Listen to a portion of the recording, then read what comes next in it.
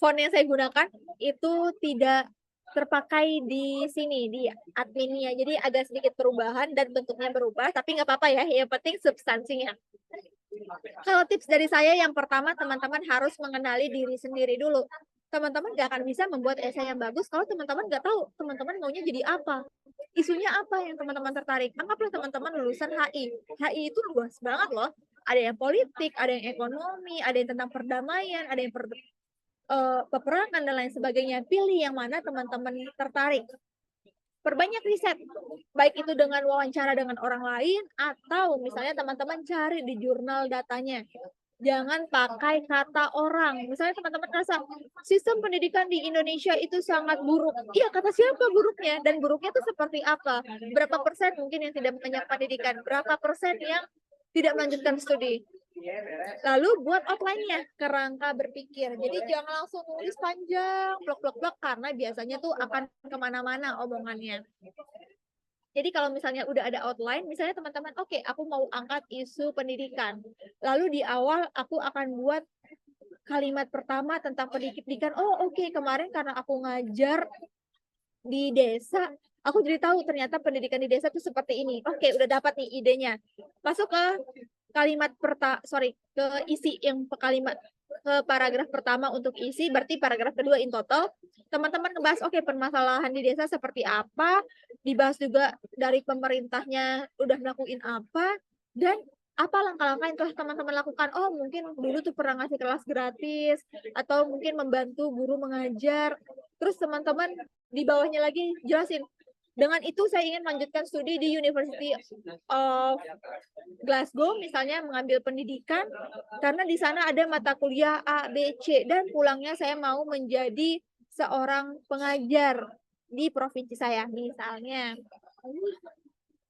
Terus jangan tunggu sampai sempurna. Ini kebanyakan orang-orang yang punya penyakit perfeksionis, termasuk saya sebenarnya. Saya nggak akan mau melakukan sesuatu kalau nggak sempurna. Ini aja kayak tulisan beda aja, tadi saya sempat singgung gitu.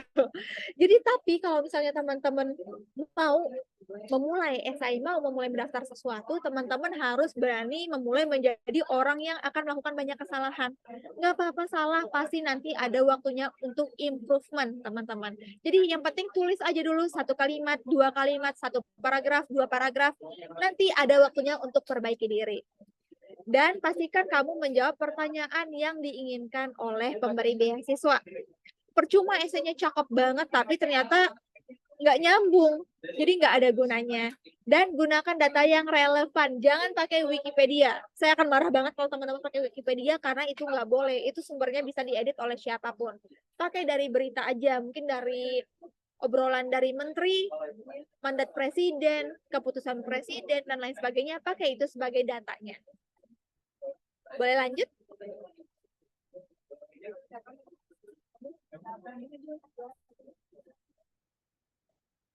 Terus buat argumen yang kuat. Kalau teman-teman udah tahu datanya, teman-teman harus ngasih opininya. Oke, menurut saya ini permasalahan yang ada dan dari penyelesaian yang telah diberikan pemerintah masih kurang di aspek A, B, C. Jadi nantinya saya akan mengambil mata kuliah ini dan akan membantu memperkuat aspek tersebut. Terus buat rencana kontribusi yang terukur nyata. Percuma misalnya teman-teman, setelah lulus kuliah saya ingin menjadi presiden. Setelah lulus kuliah saya ganti sistem pendidikan di Indonesia, ingin mengganti silabus pendidikan. Hei, kita siapa? Kayak gitu. Itu kan ada tugasnya tuh, ada orang-orang yang bertanggung jawab, dan itu enggak hal yang kecil, bukan sepele. Itu tugasnya menteri dan lain sebagainya. Nah, siapa kita yang baru lulus S2? Mungkin dikecilin dulu di rencana jangka pendeknya. Rencana jangka pendek mungkin akan membuat silabus di universitas. Nanti lanjut akan berkontribusi dan melakukan kolaborasi dengan kampus-kampus yang ada di Indonesia. Mungkin jangka panjangnya baru menjadi Menteri Pendidikan yang membuat sistem silabus yang jauh lebih baik. Contohnya baiknya seperti apa dijabarkan. Lakukan proofread. Kadang kita ngerasa esaiku udah sempurna, esaiku udah bagus, tapi ternyata orang yang baca nggak paham. Orang yang baca bisa aja bilang, kayaknya esai kamu nggak fokus deh, kamu ngebahas banyak hal, tapi nggak terstruktur. Jadi penting banget kalau kita ngelakuin proofread, orang akan tahu kekurangan dan kelebihan esai kita. Dan yang terakhir, kesempurnaan. Pastikan kita nggak ada typo-nya, nggak ada misinterpretasi, gunakan kata-kata yang sesuai dengan vocabnya masing-masing. Jadi jangan sosokan pakai vocabnya yang tinggi, yang levelnya C1, tapi ternyata nggak masuk sama term yang kita gunakan. Jadi itu biasanya akan membuat misinterpretasi. Boleh lanjut?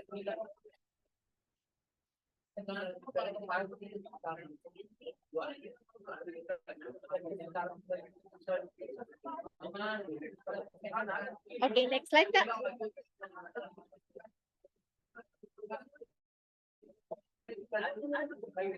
Oke, terus teman-teman ngerasa apa sih hal yang sulit dalam menulis esai? Salah satunya pasti memulai menulis. Nggak cuma esai beasiswa, tapi kadang tugas pun ada orang-orang tuh yang udah dikasih waktu 2 minggu mungkin sama dosennya untuk nulis esai, tapi dikerjainnya H-1 karena ngerasa aku nggak dapet ide dari kemarin, atau mungkin teman-teman ngerasa under pressure aku lebih bisa, padahal under pressure mau nggak mau harus bisa, bukan karena kita lebih hebat. Terus ada juga yang ngerasa sulit nih menentukan apa yang telah, sedang, dan akan kita lakukan berikutnya. Kan tadi tuh ada past, present, sama future dalam menulis esai. Mungkin dulunya saya pernah aktif di organisasi tentang tentang kepemudaan. Terus sekarang saya bekerja di Kementerian Pemuda dan Olahraga dan nantinya mau membuat kegiatan di bidang A, B, C tentang pemuda. Nah, kan itu sesuai tuh dari past, present, sama future-nya. Tapi kadang ada orang-orang tuh yang banyak banget pengalamannya di pendidikan iya, di ekonomi iya mungkin, di volunteer iya, dan bingung menentukan mana sih yang cocok antara satu dan lain sebagainya. Dan tentukan topik. Sehebat apapun teman-teman, jangan dibahas semua topiknya. Teman-teman mau membahas isu pendidikan, mau membahas isu ekonomi, mau membahas isu climate change, semuanya itu nggak bisa. Di esai pilih satu aja, karena kan jurusannya cuma satu dan nanti disertasinya akan bahas satu topik aja. Boleh lanjut?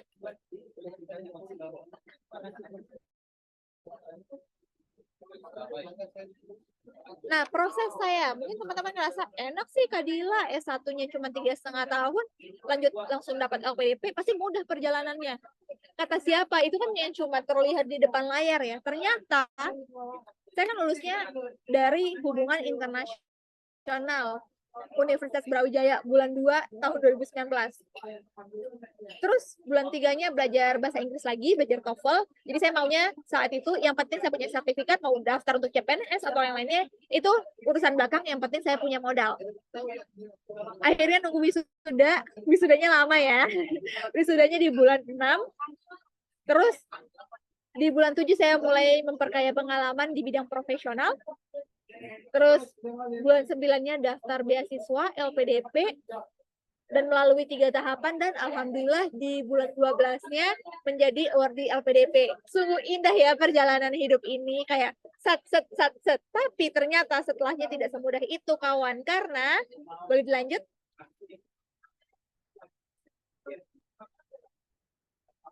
Iya, di tahun 2020 ada persiapan keberangkatan, ini masih biasa, masih normal. Di bulan 3-nya ada pengayaan bahasa, karena saya daftar LPDP melalui jalur afirmasi daerah 3T, saya diberikan les IELTS. Jadi saya walaupun tujuannya ke luar negeri, dibolehkan mendaftar dengan TOEFL ITP, karena nantinya dikasih les gratis dan tes gratis oleh LPDP untuk IELTS-nya. Baik banget ya LPDP. Mudah nih. Terus di bulan 11 ya udahlah ngurus LOE, SP, LOG dan lain sebagainya kayak LPDP. Dan ke kampus untuk LOE-nya. Terus di bulan 2 2021 ya udah urus visa lah ya untuk berangkat ke luar negeri. Dan bulan 3 sempat teman-teman saya kuliah di University of Melbourne selama kurang dari sebulan. Akhirnya memutuskan untuk memundurkan diri karena ternyata pas saya udah 2 minggu masuk kampus, LPDP memberikan kebijakan baru, yaitu kita boleh pindah kampus selama kampus itu atau negara tersebut tutup bordernya. Jadi karena saat itu kuliahnya online, mau nggak mau kan saya harus kuliah karena pilihan kampusnya cuma satu. Ternyata LPDP ngasih kebijakan baru, tapi kan saya udah kuliah. Jadi saat itu banyak melakukan diskusi dengan LPDP, Jadi ini kasus saya, kampusnya tutup dan lain sebagainya. Akhirnya saya pindah dan dibolehkan oleh LPDP. Jadi sebenarnya kalau dipikir-pikir, lulus LPDP-nya 2021, berangkatnya baru lulus LPDP-nya 2019, berangkatnya dari ke 2021, lama juga ya ternyata. Boleh lanjut?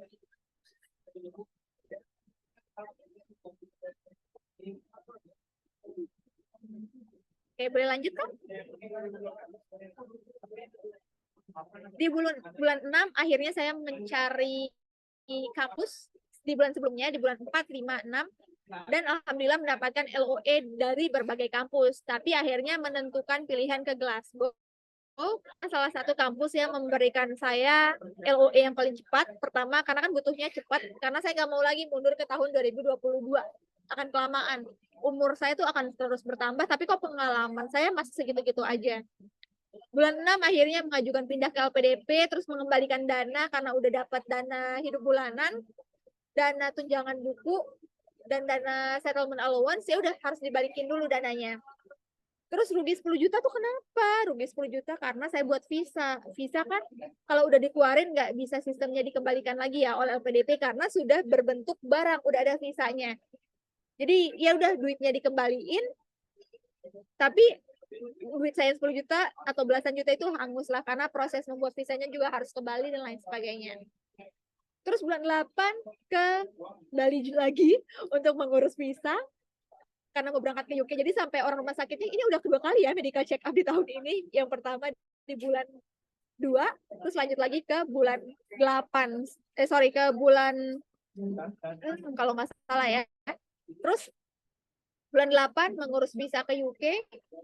Medical check up juga pas ngurus visa, jadi bulan 8 benar. Terus bulan 9-nya berangkat ke UK.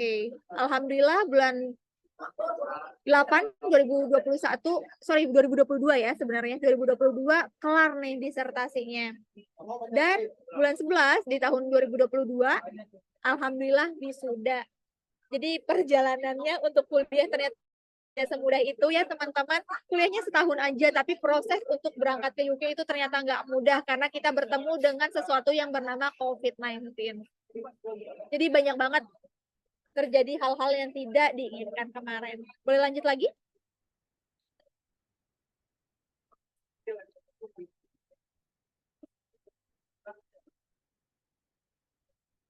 Terus, apa sih enaknya kuliah di luar negeri? Jujur, kuliah di luar negeri itu tuh salah satu life changing moment bagi saya, di mana saya tuh ngerasa saya lebih kenal diri saya sendiri, di mana saya ngerasa sangat bahagia dan ngerasa tuh, wah, I'm living my life to the fullest. Jadi ngerasa aku hidup tuh secara penuh, secara bahagia, secara penuh. Maksudnya bukan berarti nggak sedih, sedih, tapi saya tuh menikmati dan meromantisasi setiap momen. Kalau sedih ya udah, itu wajar, manusiawi. Tapi pas senang, saya hargai semua prosesnya. Jadi saya kemarin tuh sangat mulai down to earth lagi. Oke, wajar kamu nggak bisa, kamu lintas jurusan, wajar aja kamu belajar hal baru, nggak apa-apa, semua proses akan berkembang dan nggak apa-apa mulai dari nol. Jadi salah satu hal yang saya syukuri sampai saat ini dan saya banggakan adalah saya ikut ada mata kuliah wajib tapi tidak ada nilainya. Ini namanya investigative workshop. Jadi nggak ada nilai A, B, C. Ini wajib tapi di mana saya gimana cara berkomunikasi. Misalnya teman saya bilang, aduh aku sedih banget, duit tuh cuma 500.000 loh bulan ini sisanya, padahal masih seminggu. Kalau misalnya orang-orang yang belum pernah dengerin materi ini mungkin ngerasa, ya lah 500.000 banyak banget coy, lu mah pakai ngeluh dengan hal-hal ini, padahal gue tuh sisa duitnya 200 untuk minggu ini. Jadi kan jadinya adu nasib ya. Tapi di investigative workshop saya diajarin untuk memvalidasi perasaan orang lain. Jadi kita tuh terima dulu perasaan orang itu. Oh iya, berarti kamu akan lebih hemat ya sekarang. Tapi aman untuk makan. Jadi tanya aja dia, buat dia bercerita dulu dan hargai dia karena udah mau bicara ke kita. Kalau misalnya dia butuh saran, ya udah dikasih saran teman-teman. Jadi saya sangat-sangat diajarkan bagaimana menjadi orang saat itu. Karena kadang kita tuh menjadi orang tapi tidak bisa memanusiakan manusia yang lainnya. Dan salah satu mata kuliah yang saya paling suka adalah people in organization, di mana saya belajar bagaimana sih kerja secara individu, secara kelompok, atau bekerja dalam instansi yang lebih besar. Dan kemarin ikut Unibody Digital Ambassador, jadi kalau misalnya teman-teman di luar negeri tanya-tanya tentang Glasgow, jadi saya bantu-bantu jelasin juga secara online. Lalu ikut Fast Track Graduate Award karena ngerasa, aduh disertasi 3 bulan kayaknya ngebosanin dan buat sumpek ya. Akhirnya saya iseng-iseng lah ikut acara 3 mingguan, ternyata acaranya juga lumayan intensif untuk killing time dan biar nggak ngerasa bosan dengan disertasi saya. Dan ketemu sama orang-orang yang Masya Allah sangat-sangat baik, sangat-sangat suportif, dan bahkan tokoh-tokoh Indonesia tuh yang mungkin kalau di Indonesia kita sulit ya untuk ketemu, tapi ternyata pas kita menjadi mahasiswa di luar negeri mudah ternyata bertemu dengan sosok-sosok tersebut. Dan Alhamdulillah pas di tahun 2021 itu tuh ada event COP26, kalau teman-teman tahu tentang Fakta Iklim Dunia, itu bertemu dengan menteri-menteri, dengan gubernur, dengan pelaku bisnis yang ada di Indonesia.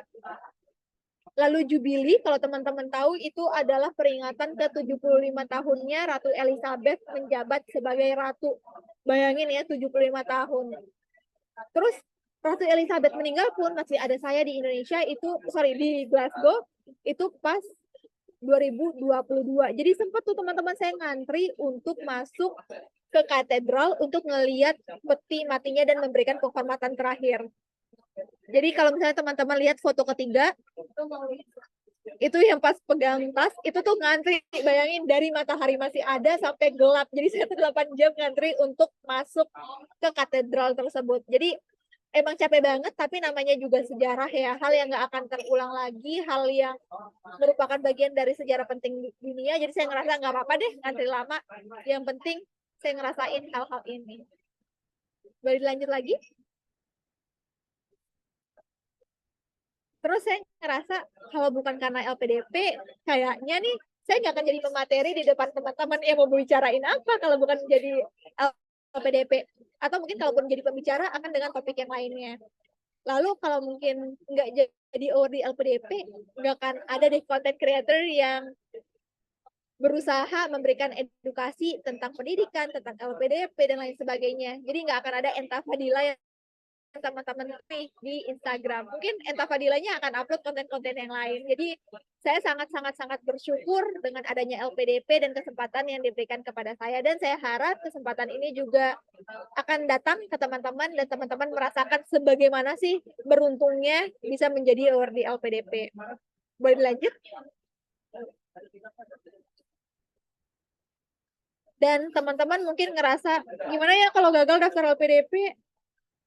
Nggak apa-apa teman-teman, kalaupun kita gagal, at least kita tahu apa kekurangan yang kita lalui. Mungkin teman-teman gagal di seleksi bakat skolastik, teman-teman tahu dong, berarti oke, kelemahanku di matematika, berarti aku harus belajar jauh lebih banyak.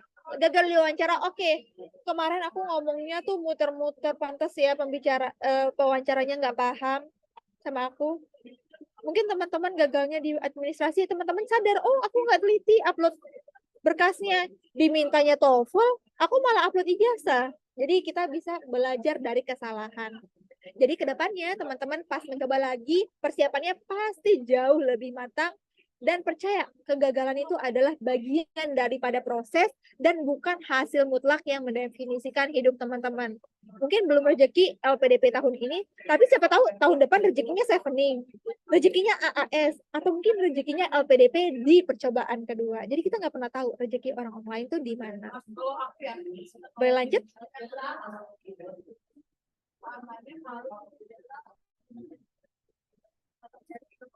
Percaya nggak sih teman-teman, saya pulang pergi ke kampus itu hampir 1 jam jalan kaki dan saya tuh nggak ngerasa capek di UK.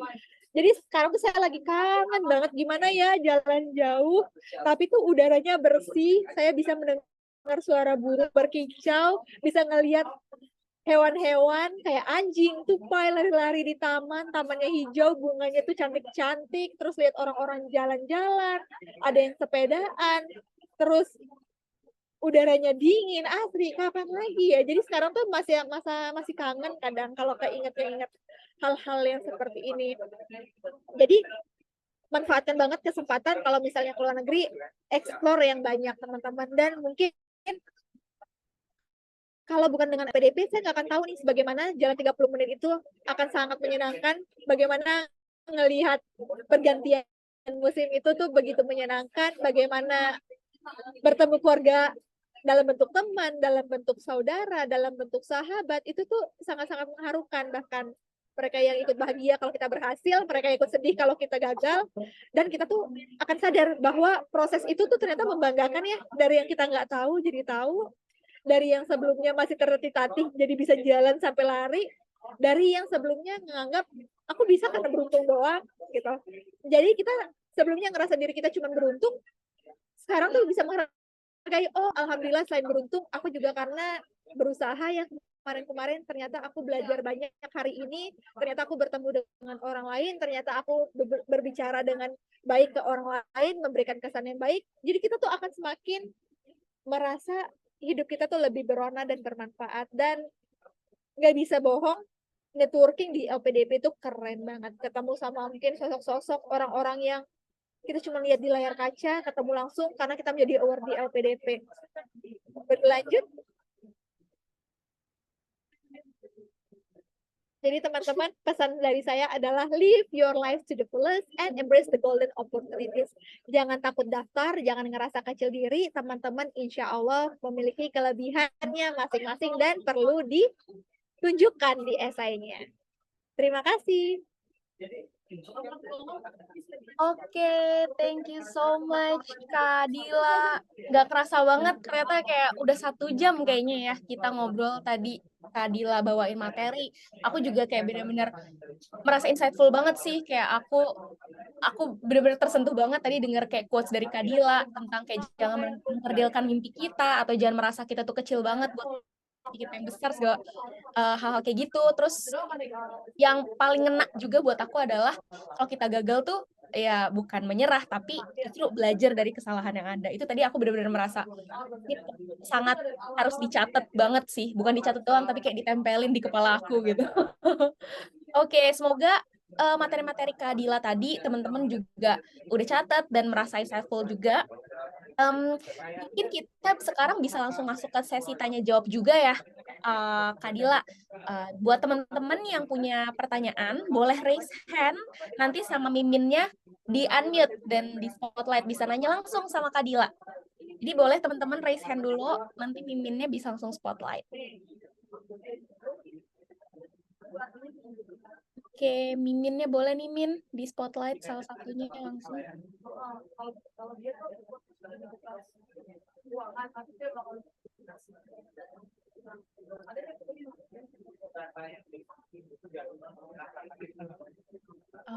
Operatornya boleh minta tolong untuk di spotlight salah satu yang udah raise hand. Oke, sip. Udah ada satu, namanya Fadila juga.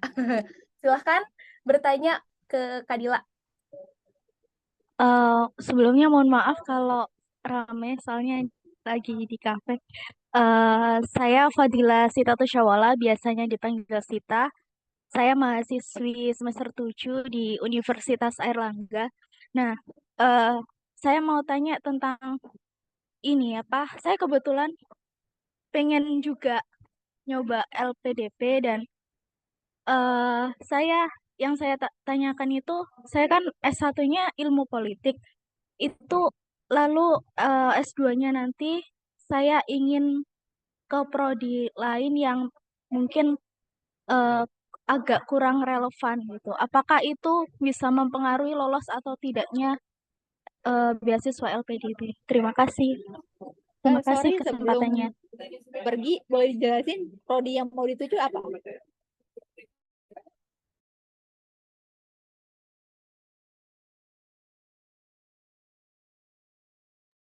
Fadila tadi boleh dijelasin sedikit kah? Kamu dari ilmu politik mau ke jurusan apa nih selanjutnya di S2-nya? Saya ingin ke kebijakan publik. Itu kan kalau di Unair itu kebijakan publik kan masuknya di prodi administrasi publik ya. Jadi itu yang agak sedikit nggak relevan gitu. Apakah itu mempengaruhi lolos atau enggaknya beasiswa LPDP?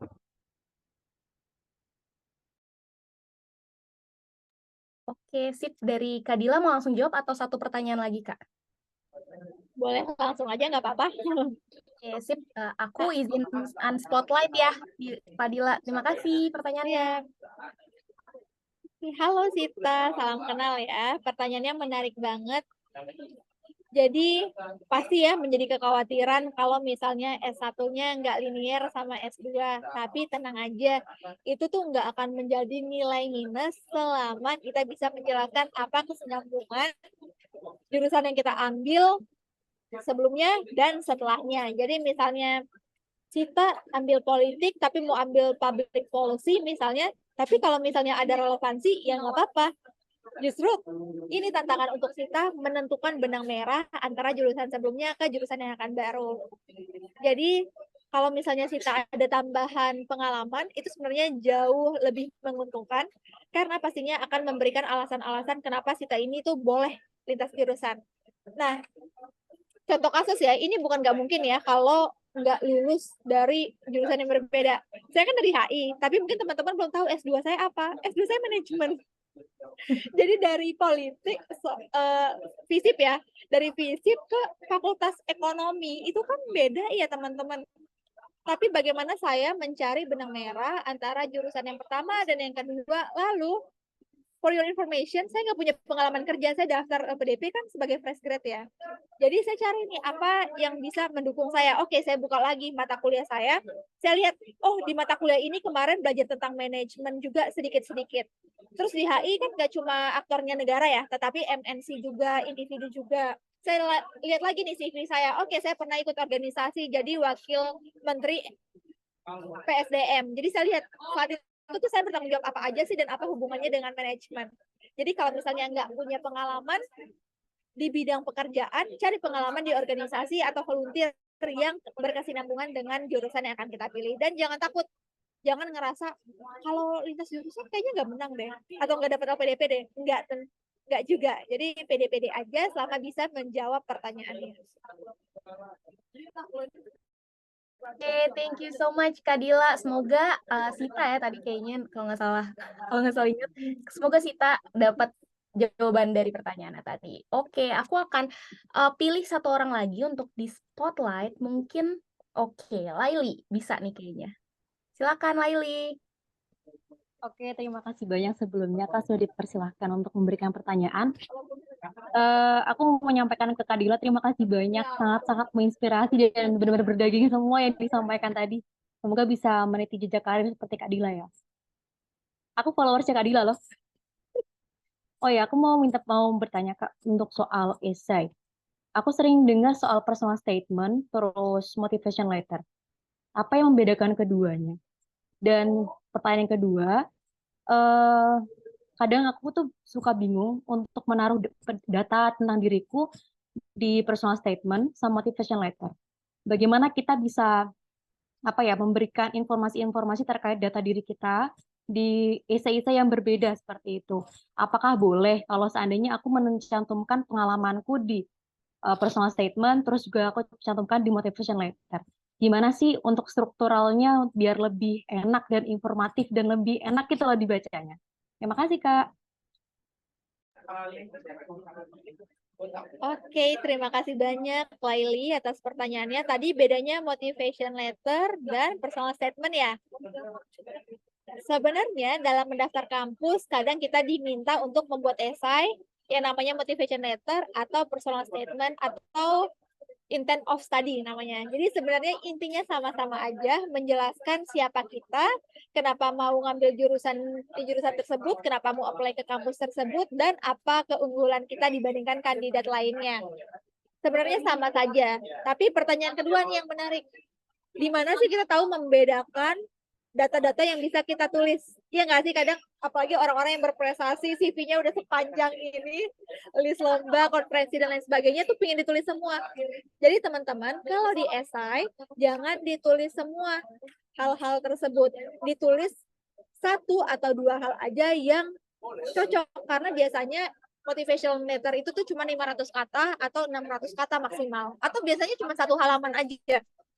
Jadi jangan banyak tapi nggak dalam, mending sedikit tapi dalam. Misalnya teman-teman mau ngejelasin tentang organisasi yang teman-teman buat, jelasin aja itu dan jelasin dinamikanya seperti apa di organisasi. Dengan dinamika tersebut teman-teman jadi tahu bagaimana cara menjadi leader yang baik.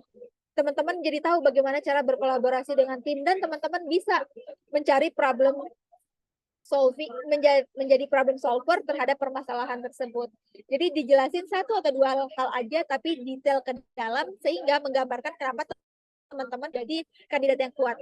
Dan jangan takut teman-teman merasa, aduh kan pencapaianku banyak banget, percuma dong sertifikat lombaku udah banyak. Tenang, selain motivation letter, teman-teman juga akan upload dokumen bernama CV. Jadi CV-nya akan tetap ada dan jangan kopas banget dari CV. Kalau bisa pakai kata lain dan hal-hal yang membuat orang tuh convince untuk memberikan LOE ke teman-teman. Oke, thank you so much Kak Dila jawabannya. Tapi kayaknya waktunya udah mepet nih. Nah, aku mau tanya dulu nih ke Kak Dila. Kira-kira kalau satu pertanyaan lagi oke nggak dari Kak Dila sendiri? Ya, aku satu sih, dua dong. Oh, mau dua? Boleh? Oke, sip. Aku pilih salah satu dulu ya kalau gitu untuk pertanyaan ketiga. Aku pilih. Oke, nah ini tadi ada yang minta nih. Sekarang giliran yang cowok yang nanya katanya. Sekarang aku pilih dia sekalian. Silakan Iqbal. Halo Kak, selamat malam. Izin memperkenalkan diri, nama saya Iqbal Erlangga, mahasiswa Universitas Pertahanan Republik Indonesia, semester 5, jurusan Teknik Elektro. Izinkah saya izin bertanya, ini kan yang tadi kakak kan menjelaskan esai LPDP, akan tetapi di sini kan saya mengikuti program dari SVL Vol 6 yang dari Sejuta Cita yang pembuatan esai. Itu kan misalnya contoh ada tema pergi ke Jepang. Nah, saya ingin pergi ke Jepang. Nanti itu konteks isinya tuh sama seperti LPDP, kayak di sana harus mencantumkan prestasi, nanti pas mau leadership tour di situ mau ngapain aja, atau beda Kak? Mungkin itu saja. Sekian, terima kasih banyak.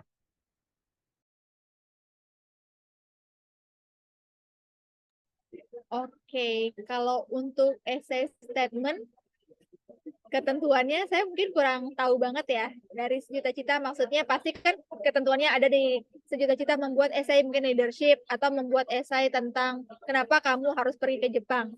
Jadi kalau misalnya itu general, ditulis aja pertama kenapa kamu ingin mendaftar ke program tersebut. Tapi kalau misalnya kayak LPDP kan ada 3 hal yang ingin dijelaskan tuh. Itu jawab semuanya. Tapi kalau misalnya general, kita harus ngebawa background kita. Jadi background ini nggak harus pengalaman ya, bisa jadi ketertarikan kita terhadap isu tersebut. Kenapa kamu tertarik untuk ke Jepang? Oh ternyata karena budayanya misalnya. Terus jelasin juga saat ini kamu tuh ngapain aja.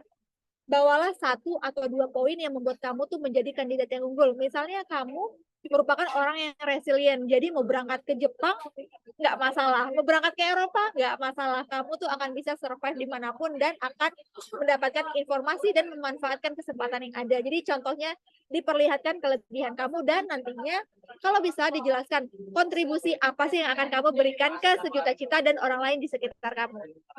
Jadi misalnya nantinya pulang dari Jepang mau ngadain talk show misalnya tentang Jepang atau membuat konten tentang Jepang atau memotivasi orang-orang lainnya untuk ikut ke pertukaran pelajar dan lain sebagainya. Jadi kalau bisa pasti Sejuta Cita juga kan membantu orang-orang untuk mencapai cita-citanya tapi yang memberikan kontribusi dan dampak. Benar nggak Kak? Oke, semoga menjawab ya. Oke, thank you so much Kak Dila. Kalau gitu kita bisa lanjut ke satu pertanyaan terakhir ya. Dari Kak Dila, mungkin mau request ada siapa atau cewek cowok? Aduh Kak, aduh takut banget Kak. Saya nggak berani. Tapi karena udah Oke, aku pilihin langsung satu aja ya. Last question akan diberikan kepada jeng. silakan. Aduh, apa tuh? Nggak kebaca sih aku ya. Bentar, setiap universitas di negara memiliki sistem IPK yang berbeda, sistem IPDK yang akan dipakai untuk LPDP. Oke, kalau misalnya pertanyaannya kayak gini. Kalau Vincent tuh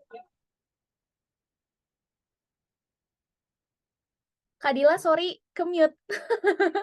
sorry.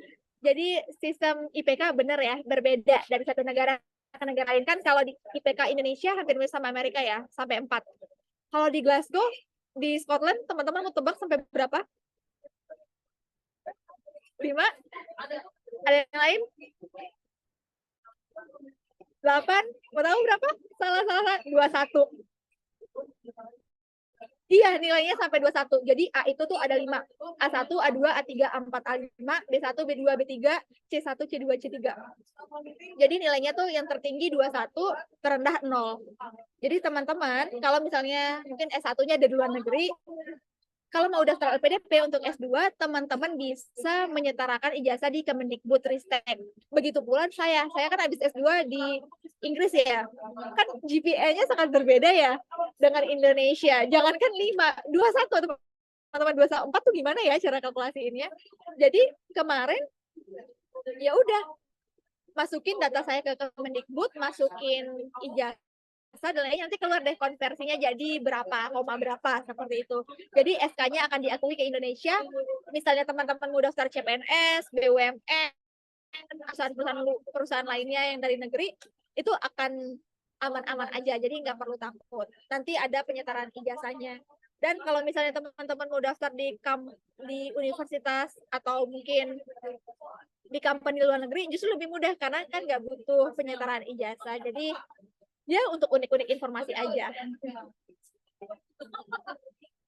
Aku boleh request nggak? Boleh, Satu kenapa lagi Kak? dong.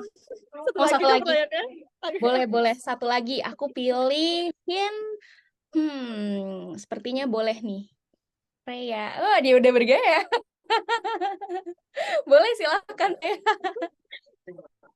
Terima kasih Kak atas perkenalkan, nama saya Freya Raftali.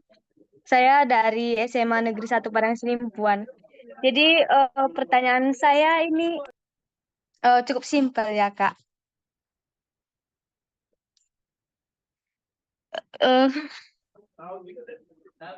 Sebenarnya ada Kak 3 pertanyaan, tapi satu aja lah karena oh ini aja Kak, ini aja. Kan kalau mau LPDP itu kan Kak harus transkripkan nilai kan. Jadi pertanyaanku, hasil transkrip nilai kita itu berupa dokumen atau kertas ya Kak? Terima kasih. Sama-sama. Aduh, gemes banget adik kita yang satu ini. Jadi, untuk dokumennya, LPDP kan pendaftarannya secara online. Jadi, di-upload aja dokumennya, seperti itu. Jadi, IPK yang diminta bukan IPK di semester tertentu aja ya, tapi dari awal sampai akhir. Jadi, makanya yang daftar LPDP harus udah dinyatakan lulus dulu. Jadi, walaupun belum ada ijazah, transkrip nilai yang formal, bisa kita ngasih surat keterangan lulus dan nilai yang udah official dari kampus. Jadi dokumen aja di-upload.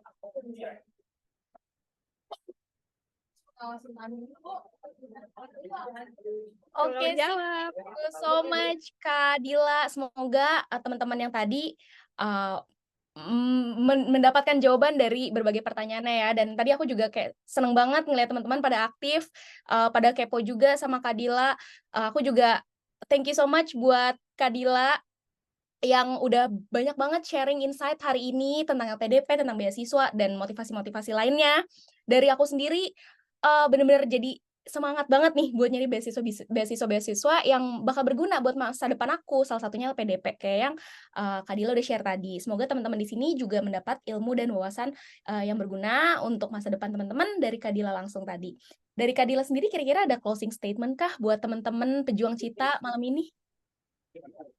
Oke teman-teman, kalau dari saya berikan afirmasi positif ke diri kita sendiri. Jadi walaupun orang lain nggak mendukung mimpi kita atau meremehkan kita, nggak apa-apa. Kita punya diri kita sendiri yang percaya akan progres kita masing-masing. Jadi kalau kita ingin mengubah nasib, percaya dulu ke diri kita dan tetap berusaha. Semangat! Yeay, thank you so much Kak Dila. Semangat juga buat teman-teman. Makasih sekali lagi untuk Kak Dila udah sharing inspirasi yang benar-benar berharga banget buat kita semua di sini. Terakhir, untuk teman-teman ada beberapa informasi penting nih yang mau aku sampaikan. Yang pertama adalah minggu depan di hari Jumat di jam yang sama, kita juga masih ada rangkaian webinar SFL Volume 6 Japan. Nanti kita bakal bahas tentang Thriving in Career and Academic Skills dan Public Speaking and Networking 101. Bagi teman-teman yang belum sempat daftar, masih bisa daftar lewat aplikasi Sejuta Cita dan cari event webinar SFL Japan. Jadi selain dari Kadila, kita masih juga bakal ada speaker-speaker lain yang benar-benar insightful buat teman-teman. Kemudian di Zoom chatnya akan ada link form kehadiran, ada link bit.ly/feedback strip mega webinar JP. Harusnya teman-teman bisa lihat ya di bagian chatnya. Harap untuk segera mengisi maksimal jam 23.59 malam ini, 23.59 WIB. Pengisian form ini merupakan syarat untuk mendapatkan sertifikat webinar sesi ini. Sertifikat ini juga nanti akan dikirim lewat aplikasi Sejuta Cita atau email teman-teman sekalian. Kan sayang ya kalau misalnya udah ngobrol-ngobrol maka Dila malam ini terus nggak dapat bukti kalau sudah ikutan nih gitu. Jadi harus isi maksimal jam 23.59 WIB malam ini. Terus mengingatkan kembali untuk sharing insight atau learnings yang teman-teman dapat lewat IG story. Jangan lupa tag sejutacita.id sama Kadila di @entafadila. ENTAAFADILA. Oke? Kayaknya tadi Kadila udah sempat nulis nih di bawah. Oke, pengumuman 4 peserta terbaik SFL yang akan mendapatkan best certificate akan dilakukan melalui IG story Sejuta Cita di hari Senin tanggal 27 November 2023. Tanggal 27 ya guys. Dan yang keempat adalah sesi foto bareng. Yuk teman-teman semuanya aku undang untuk on cam dan kita bakal screenshot ya setiap aku sebutin 1 2 3 nih. Oke. Sebentar, yuk bisa yuk on cam dulu semuanya. Ini kayak banyak nih page-nya karena rame ya yang join hari ini. Oke, sip. Semuanya udah on cam.